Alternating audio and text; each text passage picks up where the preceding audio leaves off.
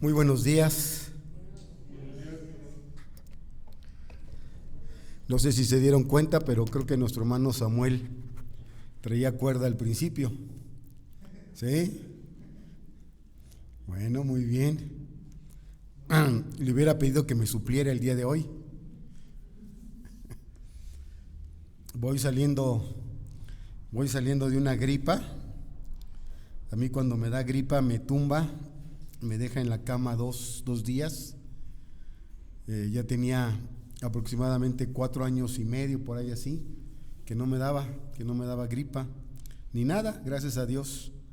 Dios se encarga de guardarnos y de cuidarnos. Pero el viernes me mojé tantito y eso bastó para que me diera gripa. Entonces me la tuve que cortar, ando en eso. Le dije, córtalas, y me tuve que inyectar. Entonces, pues bueno, pero ya le iba a pedir entonces a mi hermano Samuel que me supliera. O a nuestro hermano Mauro me decía, sí, ya la tengo aquí en la mente, pero no escrita. Dice. Muy bien. Aquí estamos, hermanos, gracias a Dios por la misericordia de Dios. Vamos a inclinar nuestro rostro, vamos a orar para pedir la bendición de Dios a través de su palabra en esta mañana. Inclinemos nuestro rostro. Bendito Dios, en esta mañana nos acercamos a tu presencia, oh Dios, para rogarte que abras nuestro entendimiento y que podamos, a la luz de tu palabra, poder comprender y entender el contexto histórico de esta carta a los colosenses, para que podamos tener una mejor comprensión acerca de sus temas, de sus enseñanzas, de sus herejías, de sus falsas filosofías y de sus legalismos. Padre, trae tu palabra a nuestro corazón en esta mañana, permítenos ver este contexto y gracias una vez más por permitirnos estar aquí en esta mañana. Te alabamos en los méritos de Jesús, por el cual te damos las gracias. Amén. Bueno, es de suma importancia, mis hermanos, conocer el contexto histórico de dicha carta, de la carta a los colosenses, ya que nos dará una mayor comprensión acerca de los temas y tópicos que la conforman, lo cual ampliará nuestra visión y nuestro entendimiento de la misma. Es por eso que en esta mañana vamos a ver 10 aspectos básicos de dicha carta. 10 cosas rápidamente acerca de Colosenses. En primer lugar, vamos a ver quién escribe Colosenses, quién es el autor.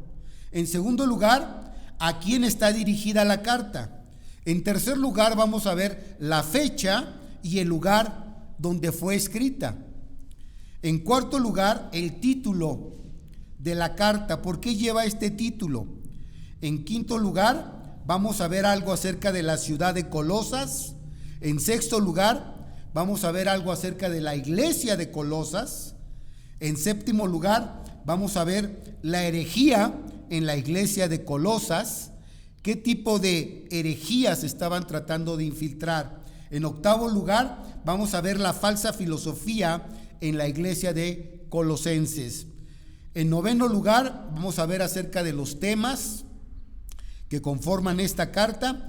Y en décimo lugar y último, vamos a ver el bosquejo de la carta. 10 cosas, 10 puntos. Vámonos rápidamente a cada uno de ellos para que no se nos vaya el tiempo y podamos así aprovechar en esta mañana estos puntos y traerlos a nuestra vida. En primer lugar, ¿quién es el autor de la carta? Bueno, lo encontramos ahí en el versículo número 1. Dice: Pablo, apóstol de Jesucristo, por la voluntad de Dios, y el hermano Timoteo. La evidencia del versículo número 1 es sumamente clara, mis hermanos. Es contundente y aplastante de que el apóstol Pablo es el autor de dicha carta. Esto también puede observarse en el versículo 23 del mismo capítulo 1, que dice así: Versículo 23. Si en verdad permanecéis fundados y firmes en la fe y sin moveros de la esperanza del evangelio que habéis oído, el cual se predica en toda la creación que está debajo del cielo, del cual yo, Pablo, fui hecho ministro. Nuevamente ahí él enfatiza que él es el que escribe. Dice: yo, Pablo, ministro del evangelio. Y esto también lo podemos observar en el capítulo número 4, en el versículo número 18. Vean lo que dice. Colosenses capítulo 4, versículo número 18. La salutación de mi propia mano. ¿De quién? De Pablo. Acordaos de mis prisiones. La gracia sea con vosotros. Como es costumbre, mis hermanos, en sus epístolas, en sus cartas, el apóstol Pablo siempre pone su rúbrica de que él es el autor de dicha carta. Entonces, aquí en Colosenses sucede lo mismo. Desde los tiempos apostólicos hasta el surgimiento de la alta crítica liberal en el siglo XIX, la iglesia aceptó al apóstol Pablo como el autor a Colosenses. Líderes de la iglesia primitiva como Eusebio, Orígenes, Clemente de Alejandría, Tertuliano e Ireneo dan fe de la autoría de que Pablo es el autor de dicha carta. Probablemente dentro de 8 días se vea algo más acerca del autor. No quiero ahondar en ello, sino que dentro de 8 días vamos a ver algo más acerca del autor. ¿A quién está dirigida la carta en segundo lugar? Ahí en el versículo número 2, en la parte A, dice: a los santos y fieles hermanos en Cristo que están en Colosas. Este versículo 2 también es sumamente contundente y claro al respecto a quién está dirigida dicha carta. Dice claramente: a los santos y fieles hermanos que están en ¿dónde? En Cristo y que están en Colosas. Es decir, esta carta ha sido dirigida a una iglesia o asamblea de hermanos local en la ciudad de Colosas. También dentro de 8 días se ahondará un poco más acerca de los destinatarios. En tercer lugar, la fecha y el lugar de la misma. La fecha y el lugar en los cuales se escribió la carta tiene mucho que ver el uno con el otro. Dicha fecha tiene un paralelo muy cercano a la carta de Filemón, y ambas fueron escritas alrededor del año 60-62 después de Cristo, mientras Pablo era un prisionero en Roma. Y esto lo podemos observar en el capítulo 4 de Colosenses, versículo número 3. Vean ustedes lo que dice ahí: orando también al mismo tiempo por nosotros, para que el Señor nos abra puerta para la palabra, a fin de dar a conocer el misterio de Cristo, por el cual también estoy, ¿qué? Preso. Pablo enfatiza que él estaba preso cuando escribe esta carta. Vean el versículo número 10 también de aquí, de Colosenses capítulo 4. Aristarco, mi compañero de prisiones, os saluda, y Marcos, el sobrino de Bernabé, acerca del cual habéis recibido mandamientos, si fuere a vosotros, recibidle. Nuevamente aquí en el versículo número 10, él hace referencia a que estaba en prisiones, o sea, estaba prisionero. Versículo 18 que acabo de leer hace un momento, dice: la salutación de mi propia mano, de Pablo, acordaos de ¿qué? De mis prisiones, la gracia sea con vosotros, amén. Entonces, estos pasajes enfatizan y corroboran que cuando el apóstol Pablo escribe esta carta, por ahí del 60-62, él estaba preso, en prisiones. Y también lo corrobora Filemón, que es una carta paralela que se escribe juntamente con la de Colosenses. Vean ustedes Filemón, versículo número 9. Más bien te ruego por amor, siendo como yo, Pablo, ya anciano, y ahora, además, prisionero ¿de quién? De Jesucristo. Nuevamente él menciona aquí, o hace alusión a ¿qué? A sus prisiones. Dice, soy prisionero de Jesucristo. Versículo 10, de ahí mismo de Filemón. Te ruego por mi hijo Onésimo, a quien engendré, ¿en dónde? En mis prisiones. O sea, aquí Pablo está haciendo alusión de que aun cuando él estuvo prisionero en Roma, tuvo fruto, engendró hijos. Aún las circunstancias adversas, como el estar en la cárcel padeciendo, trajo fruto al evangelio. Y él ganó y engendró hijos espirituales. Uno de ellos aquí hace alusión al nombre Onésimo. Ahora bien, ahí mismo en el versículo número 13, vean ustedes Filemón, versículo 13, yo quisiera retenerle conmigo para que en lugar tuyo me sirviese, ¿en qué? En mis prisiones por el evangelio. O sea, él me es útil y quisiera retenerlo a mi lado. ¿Sí? Quisiera tenerlo porque es fiel. ¿Sí? Y me sirve aún en mis prisiones por el evangelio. Nuevamente hace mención a las prisiones. Y el versículo 23, de ahí mismo de Filemón, te saludan Epafras, mi compañero ¿de qué? De prisiones por Cristo Jesús. Entonces, volvemos al punto. Esta carta fue escrita por ahí del año 60-62 después de Cristo, y cuando Pablo estaba ¿qué? Prisionero, preso en sus prisiones. ¿Sí? El título de la carta en cuarto lugar. Este título de Colosenses es debido a la ciudad de Colosas, en donde la iglesia a la que es dirigida dicha carta se encontraba. Esta carta también tenía que ser leída en la iglesia vecina de Laodicea. Vean ustedes Colosenses capítulo 4, versículo número 16. Colosenses 4:16. Cuando esta carta haya sido leída entre vosotros, haced también que se lea en la iglesia ¿de dónde? De Laodicea, de los de laodicenses, y que la de Laodicea la leáis también vosotros. Entonces, esta carta lleva como título, ¿verdad?, el nombre de la ciudad de Laodicea, de Colosas, perdón. Y esta carta también tenía que ser leída en la iglesia de Laodicea. Y la carta de la iglesia de Laodicea también tenía que ser leída en la iglesia de Colosas o de Colosenses.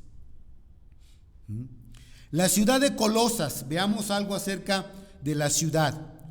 Colosas estaba ubicada básicamente en la región de Frigia, en la provincia romana de Asia, que hoy día forma parte de Turquía. Si tú quieres localizar esta ciudad de Colosas, tienes que buscarla en Turquía, lo que hoy se conoce como Turquía. Estaba próxima a Laodicea y a Hierápolis, y era parte de una tríada de ciudades en el valle del río Lico, a unos 160 kilómetros al este de Éfeso. Colosas ya era una ciudad cuando el rey persa Jerjes el Asuero del libro de Esther pasó por ahí en el año 481 antes de Cristo. Esta ciudad estaba situada en el cruce de las principales vías de comercio desde el este hacia Éfeso y desde el norte hasta Pérgamo. En los días de Pablo era una ciudad pequeña y la cual era opacada en todo por sus ciudades vecinas más prósperas. Tras ser abandonada en gran manera hacia el siglo VIII, Colosas fue destruida en el siglo XII y actualmente se encuentra deshabitada esta ciudad actualmente. El área era propensa a los terremotos, o sea, era una zona sísmica en la cual estaba esta ciudad. Colosas, Laodicea y Hierápolis, esta tríada de 3 ciudades, fueron devastadas cerca del año 60 después de Cristo, aunque no tardaron en nuevamente ser reconstruidas. En su mejor época, Colosas fue un importante centro de la industria de la lana. Las ovejas yacían en los campos fértiles de las afueras de la ciudad y se hacían tintura a partir de la extracción de los depósitos de greda que estaban ahí cercanos a esta ciudad. La greda básicamente venía a ser parte de una arcilla arenosa de color blanco azulado, con la cual se hacían algunas baldosas o algunos como pisos. La población de Colosas era en su gran mayoría gentil. Esto lo podemos ver en el capítulo número 2 de Colosenses, en el versículo 13, donde hace alusión básicamente a la vida de los gentiles que eran pecadores. Vean lo que dice Colosenses 2, versículo número 13. Y a vosotros, estando muertos en pecados y en la incircuncisión de vuestra carne, os dio vida juntamente con él, perdonándoos todos los pecados. Entonces, básicamente, la población de Colosas, en su gran mayoría, eran gentiles, pero también existía una comunidad judía considerable. Antíoco, en el año 223 al año 187 antes de Cristo, desterró a algunos pobladores judíos a dicha región, es decir, los mandó como exiliados a ese lugar, a la ciudad de Colosas. Otros judíos llegaron como resultado del comercio de la lana y diversos negocios que se comercializaban ahí, y otros más llegaron en busca de los baños minerales cercanos a Hierápolis. Había baños con aguas minerales o termales que pues hasta cierto punto eran como medicinales, y muchos judíos también llegaron atraídos por esas aguas, por esos manantiales, por esos baños de minerales. Y debido a que Colosas tenía una población mezclada de gentiles y de judíos, no era sorprendente entonces que la herejía amenazara a la iglesia colosenses, incluyendo elementos tanto judíos como paganos. Es decir, las herejías empiezan a surgir a raíz de la composición de quienes poblaban la ciudad de Colosas, judíos y gentiles. Y como cada uno tenía sus costumbres y sus tradiciones, pues había como una mezcla, y eso estaba produciendo que afloraran cierto tipo de herejías. Veamos la iglesia de Colosas en sexto lugar. La iglesia de Colosas, ¿cómo surge? ¿Quién la forma? ¿Quién la establece? Según Lucas, cuando Pablo estuvo en Éfeso por un periodo de 3 años, cuando el apóstol Pablo estuvo ministrando en Éfeso, en la ciudad de Éfeso, por un periodo de 3 años, en su tercer viaje misionero, todos los que habitaban en Asia, tanto judíos y griegos, dice que oyeron la palabra del Señor Jesús.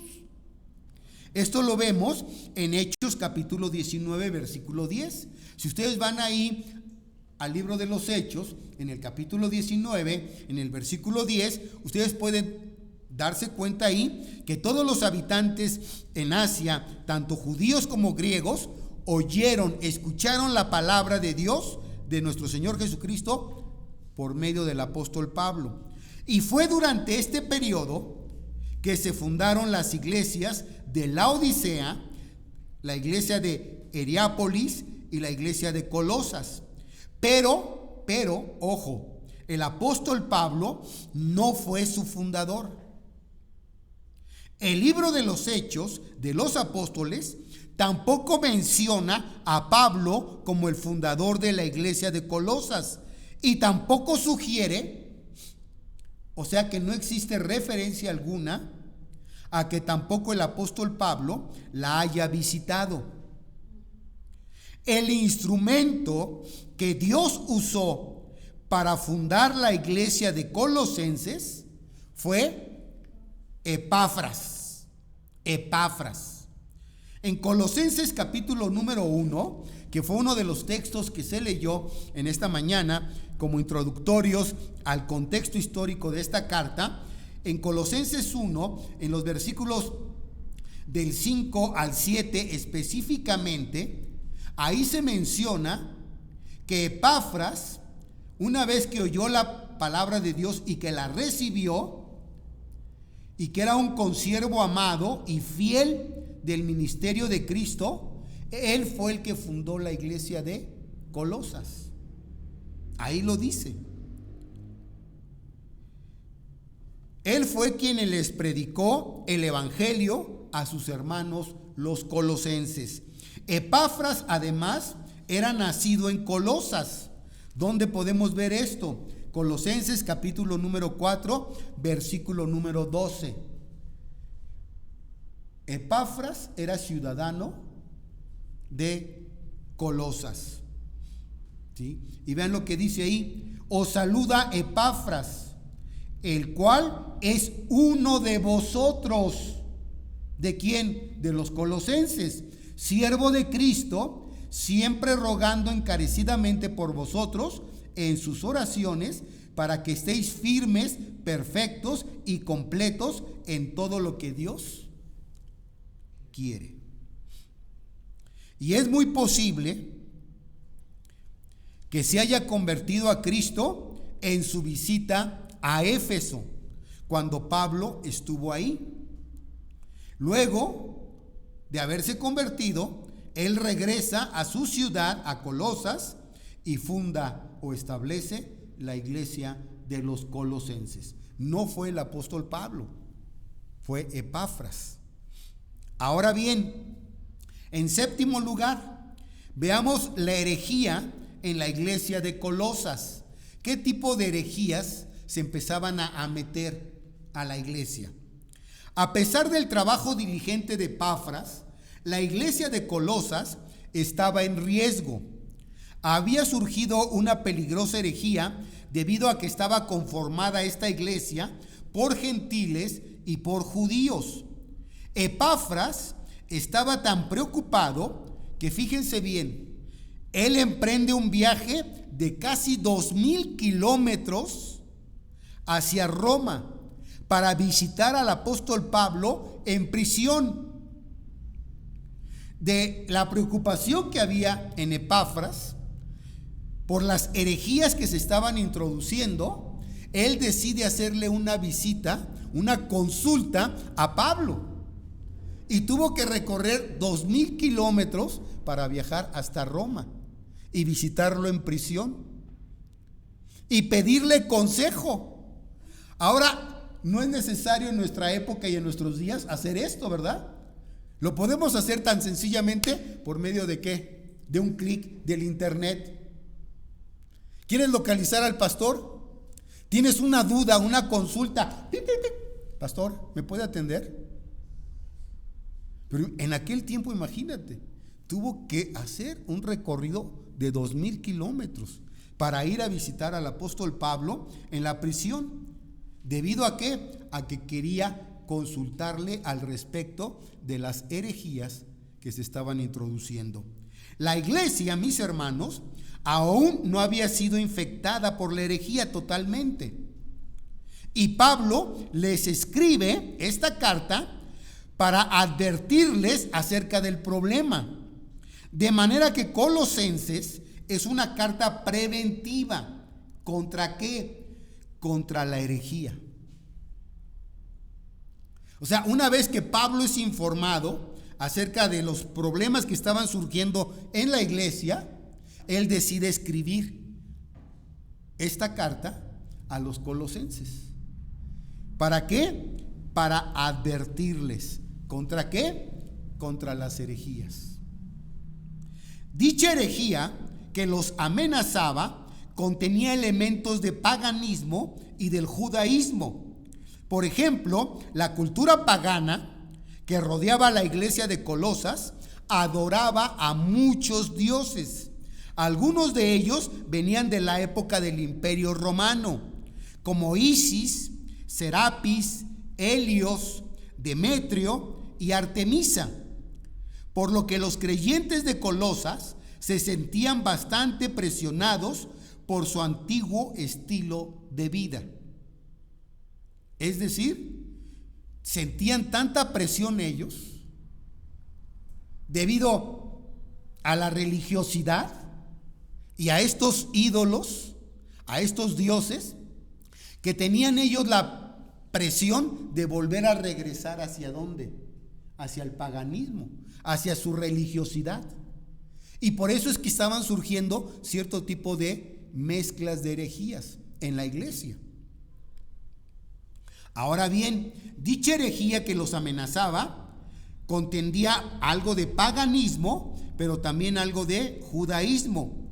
El primer peligro que enfrentaba la iglesia era la de recaer en el paganismo. Pablo les advirtió acerca de este peligro y los exhortó a perseverar en la fe. ¿Dónde encontramos parte de esto? En Colosenses capítulo 1, versículo 23 en la parte A. Colosenses 1, versículo 23a. Dice ahí: si en verdad permanecéis fundados y firmes en la fe y sin moveros de la esperanza del evangelio que habéis ¿qué? Oído.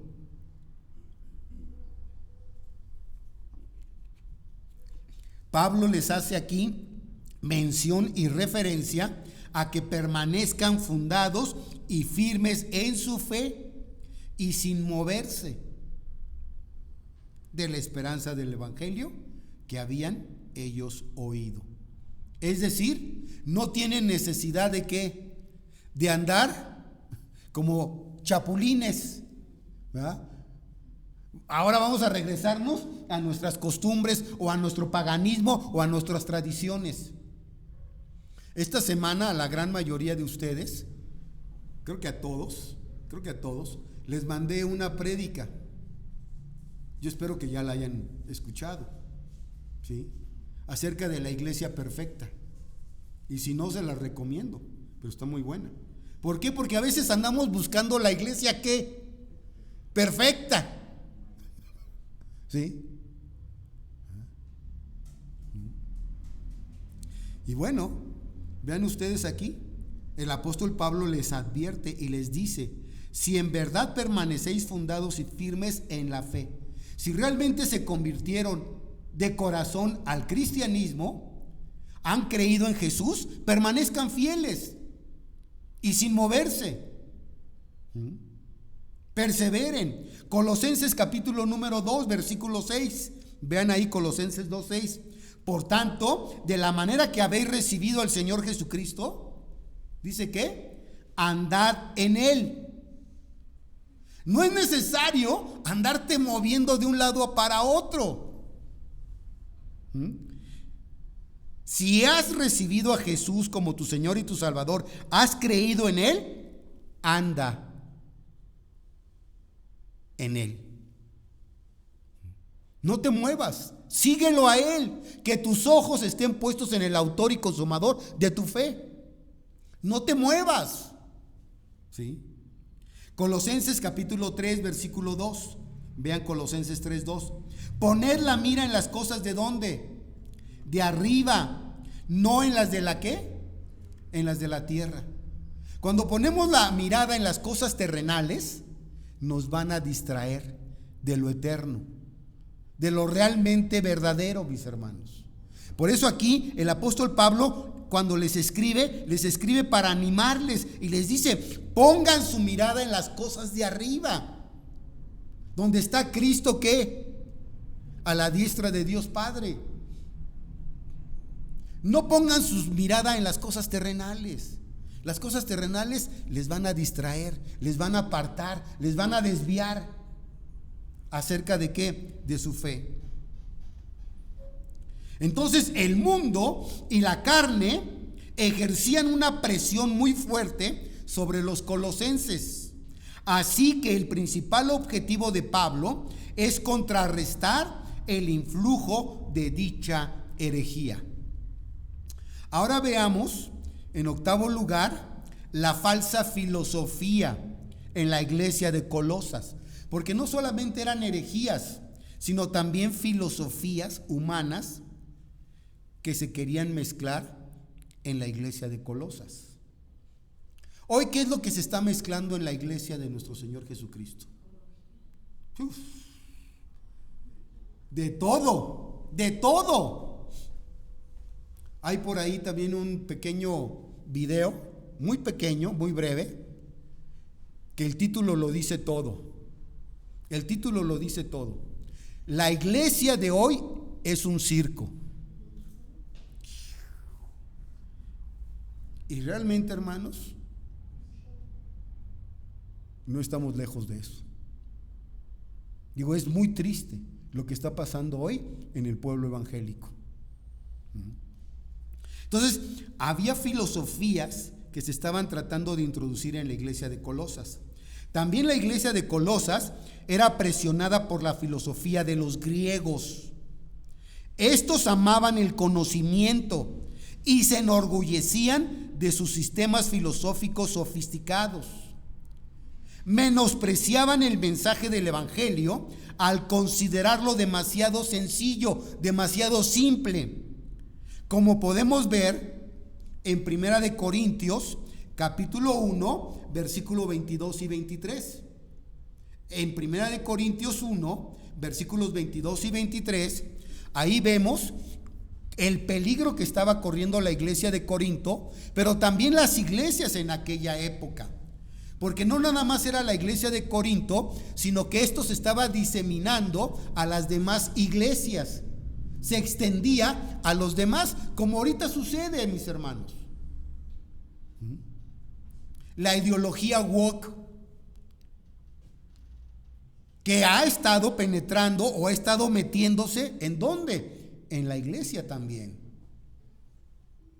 Y basta con que se meta en una mega iglesia, por decirlo así, para que de ahí se disemine hacia las demás iglesias. Y vean Primera de Corintios 1, versículos 22 y 23. Porque los judíos piden ¿qué? Señales. Y los griegos buscan ¿qué? Sabiduría. ¿Qué clase de sabiduría? Conocimiento humano, intelectual, la ciencia. Pero nosotros, dice el apóstol Pablo, predicamos a Cristo crucificado. Para los judíos ciertamente tropezadero, y para los gentiles o los griegos, locura. ¿Por qué? Porque no la pueden entender. No la pueden entender.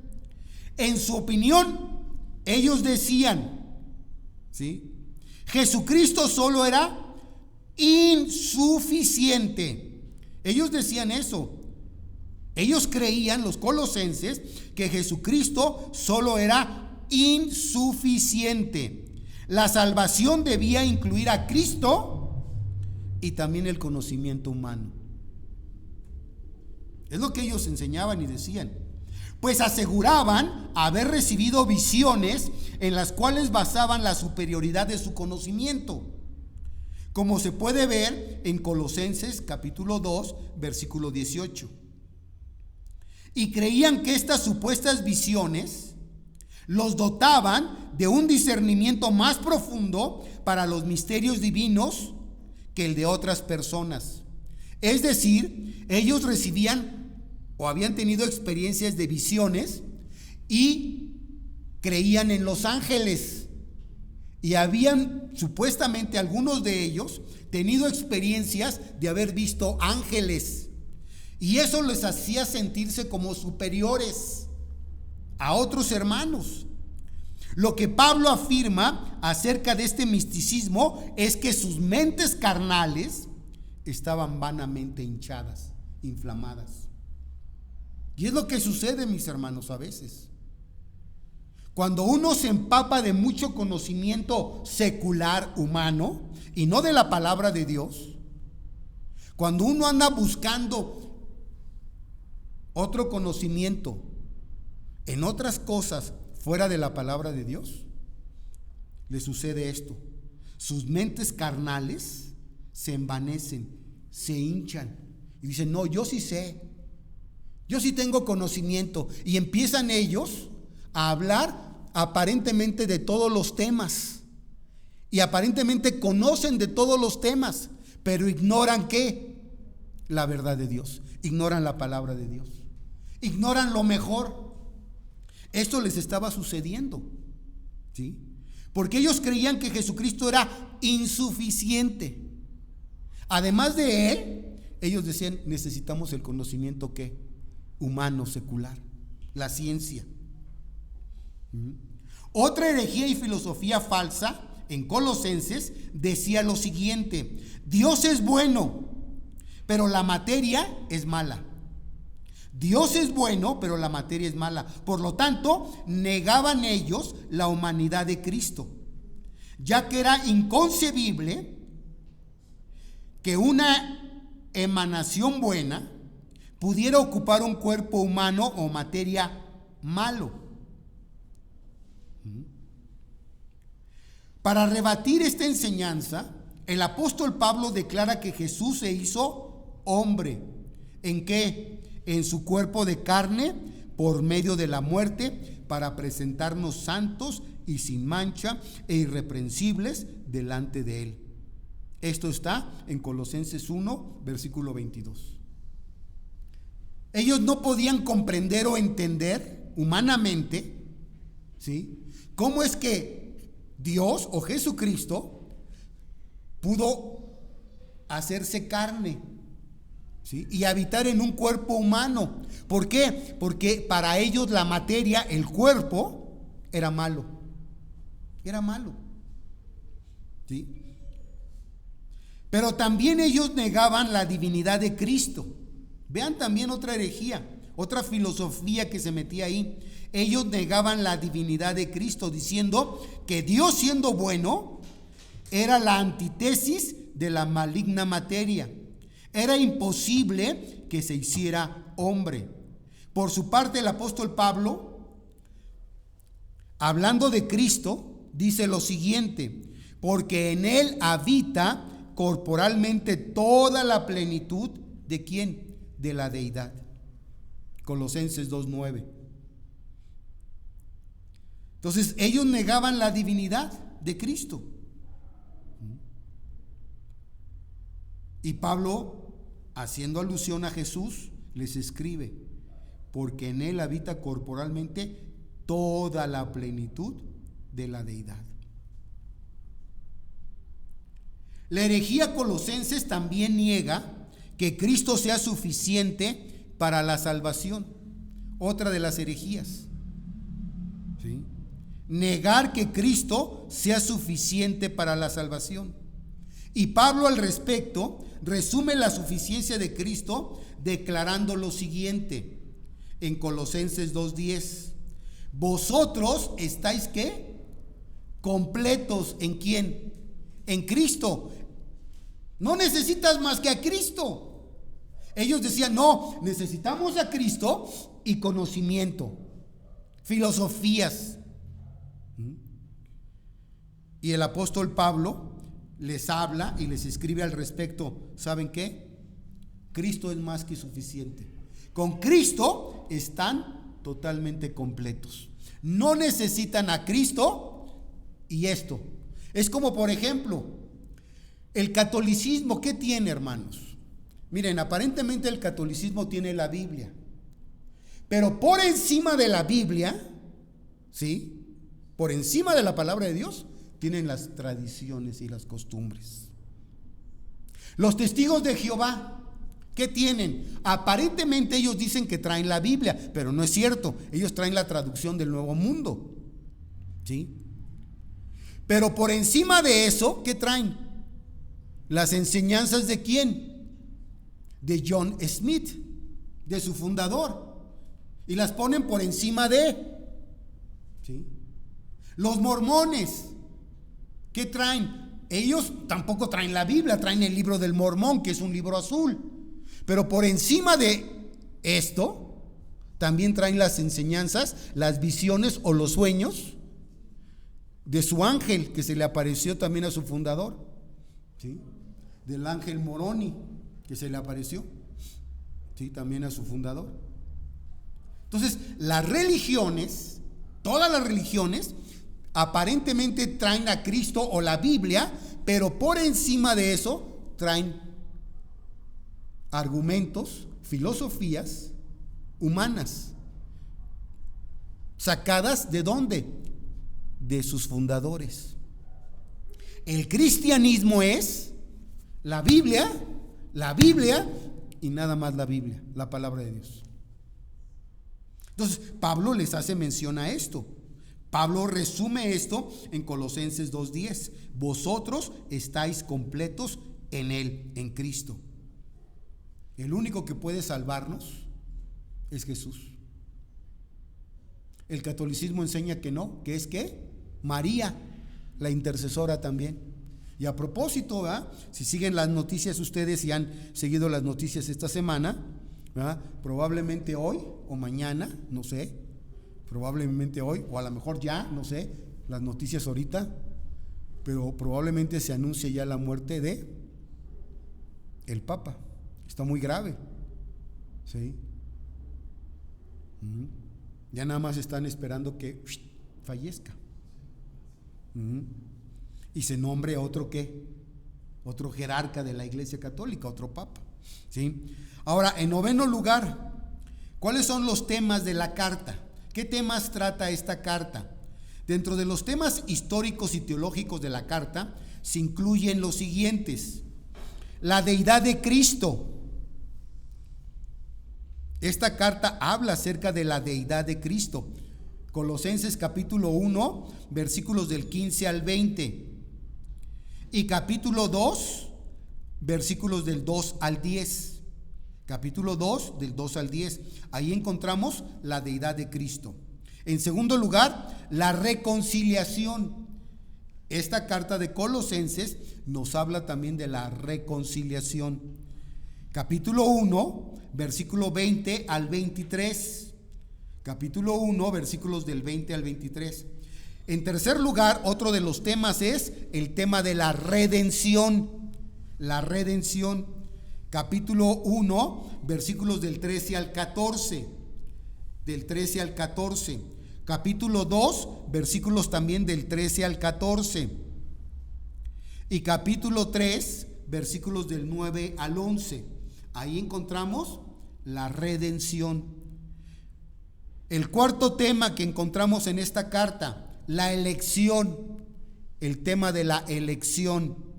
Capítulo 3, versículo número 12. Capítulo 3, versículo 12.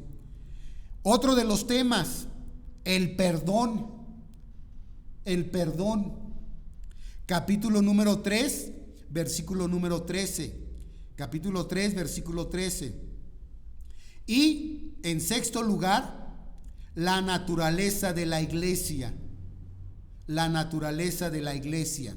Capítulo 1, versículo 18. Capítulo 1, versículos 24 al 25.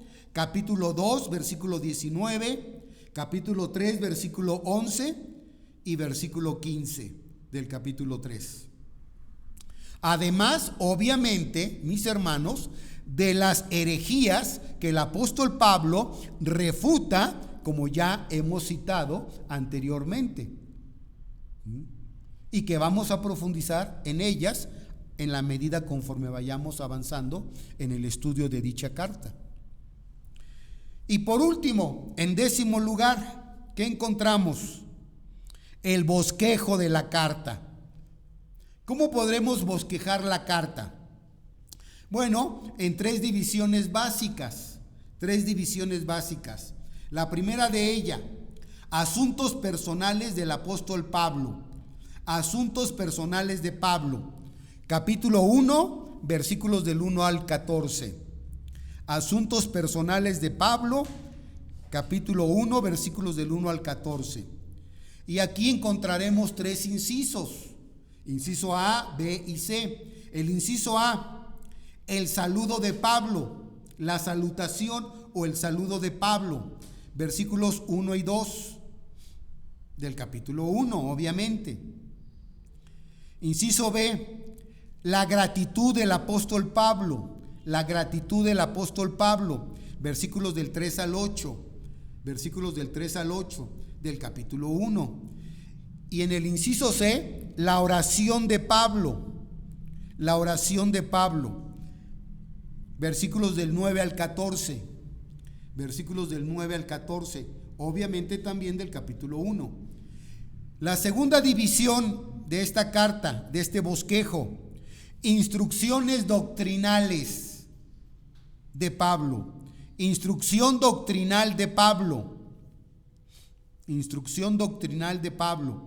Capítulo 1, versículos del 15, del capítulo 1, versículo 15, hasta el capítulo 2, versículo 23, al 2:23. Y ahí también vamos a ver tres incisos: inciso A, inciso B e inciso C. Inciso A, instrucción acerca de la deidad de Cristo. Instrucción doctrinal acerca de la deidad de Cristo. Capítulo 1, versículos del 15 al 23. En segundo lugar, acerca del ministerio de Pablo.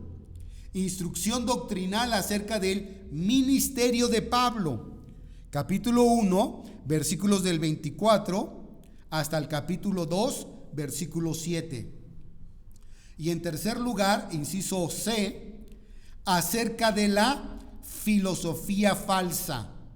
Instrucción doctrinal acerca de la filosofía falsa. Capítulo 2, versículos del 8 al 23. Y la tercera y última división de esta carta, la tercera y última división: exhortaciones prácticas de Pablo. Exhortaciones prácticas del apóstol Pablo. Obviamente, ¿a quién? A la iglesia, a los hermanos.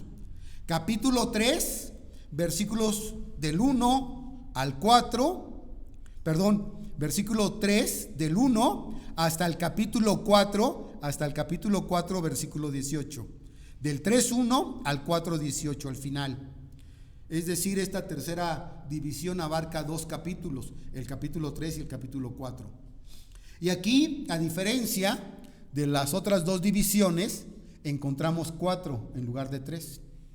Inciso A, inciso B, inciso C e inciso D. Inciso A, con respecto a la conducta cristiana. Hablaremos acerca de la conducta cristiana. Capítulo 3, versículos del 1 al 17. Capítulo 3, del 1 al 17. Con respecto, en segundo lugar, inciso B, con respecto a los hogares cristianos. No solamente vamos a ver cómo debe de ser la conducta de un cristiano, sino el hogar de un cristiano. Con respecto a los hogares cristianos. Capítulo 3, versículo 18 hasta el capítulo 4, versículo 1. Del 3:18 al 4:1. En tercer lugar, con respecto a las conversaciones cristianas. Órale.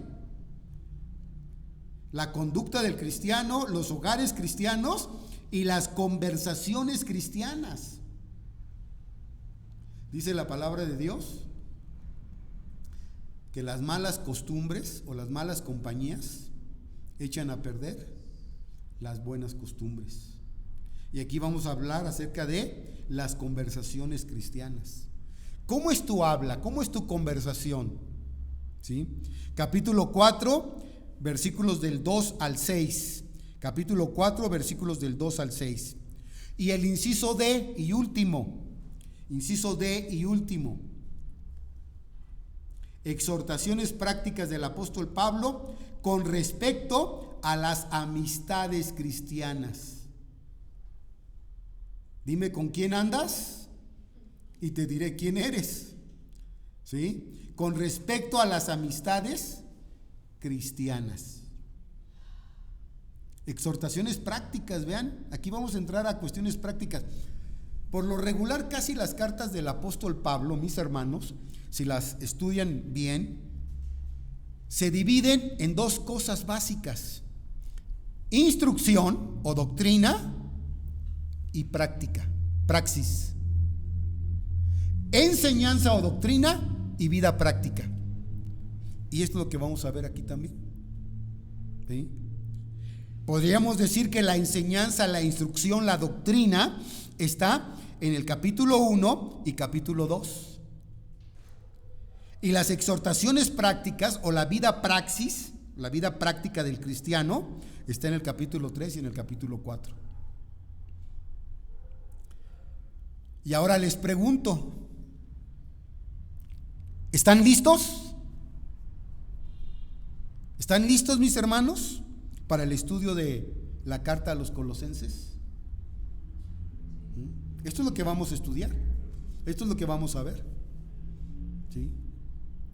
Esperemos que Dios hable a nuestros corazones a través de cada una de las enseñanzas, de cada una de las instrucciones, de cada una de las doctrinas que vamos a ver aquí.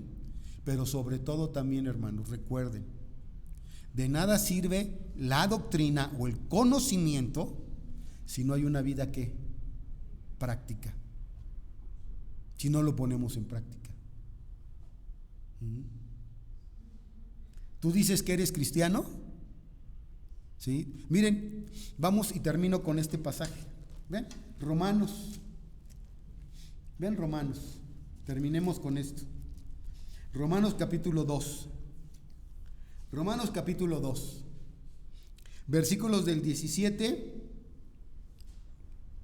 en adelante. Dice ahí Romanos 2 del 17 en adelante: he aquí, tú tienes el sobrenombre de... ¿No? ¿Eres judío? De cristiano. He aquí, tú tienes el sobrenombre de judío, de evangélico, de protestante.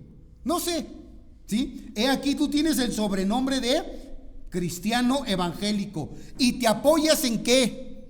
En la ley. Y te glorías en Dios. Y conoces su voluntad, porque la conocemos, ¿no? Conocemos la ley, conocemos la voluntad de Dios. E instruido por la ley, apruebas lo mejor. Y confías, fíjate.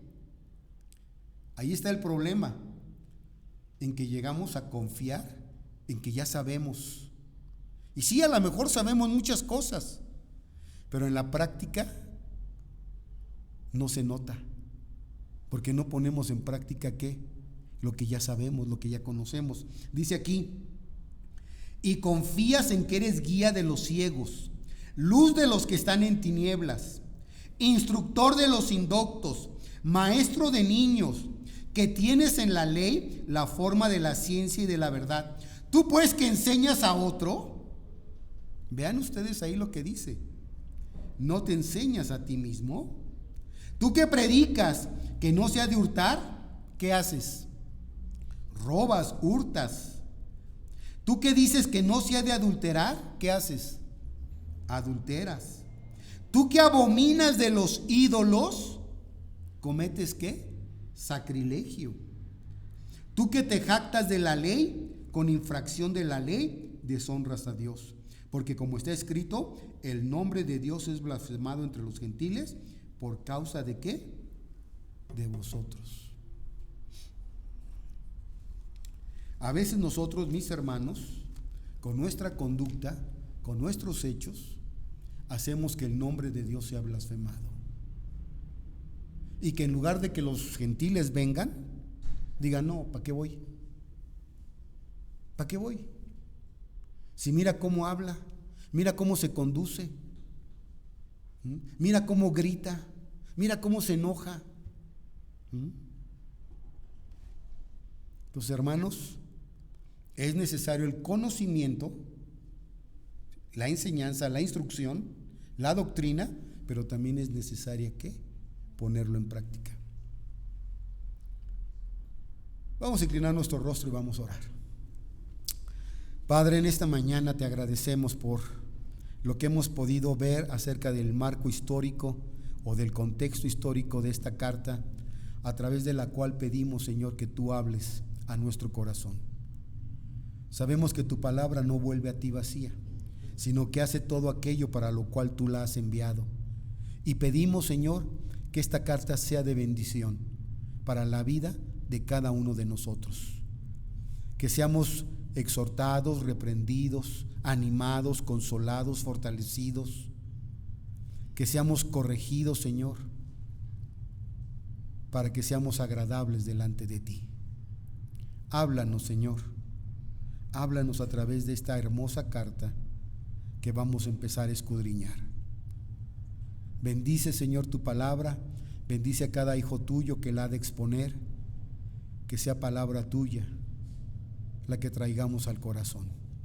En el nombre de Jesús. Amén.